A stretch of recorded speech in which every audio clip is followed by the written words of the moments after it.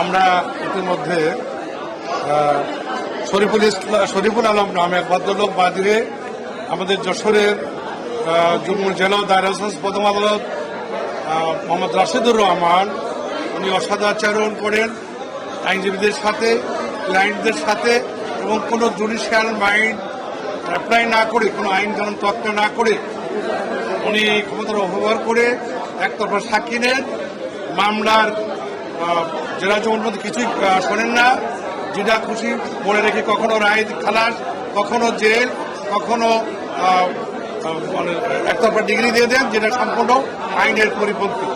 সে কারণে এমনি একজন বাদী শরীফুল আলম আজকে ক্ষুব্ধ হয়ে বিজ্ঞ জেলা জজ আদালতে দুর্নীতি দমন প্রতিরোধ আইনের 5(2) ধারার মধ্যে একটা মামলা দাখিল করেছেন।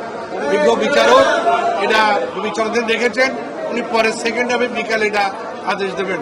আমরা মনে করি, প্রত্যাশা করি বিজ্ঞ জেলা দায়রা জজ বাহাদুর মহোদয় যদি বাদীর এই আবেদন গ্রহণ করে আইনগত ব্যবস্থা নেন এই বিচারকের বিরুদ্ধে, তাহলে যশোরের লিটিগাল পিপল ন্যায় বিচার পাবে, যশোরের আদালতে ন্যায় বিচার প্রতিষ্ঠিত হবে, যশোরের মানুষ আইনের যে শাসন, আইন বিচারের যে কাঠামো, সেটা প্রতিষ্ঠিত হবে। আমি যশোর জেলা আইনজীবী সমিতির সাধারণ সম্পাদক হিসাবে আমি এই অভিব্যক্তি ব্যক্ত করছি।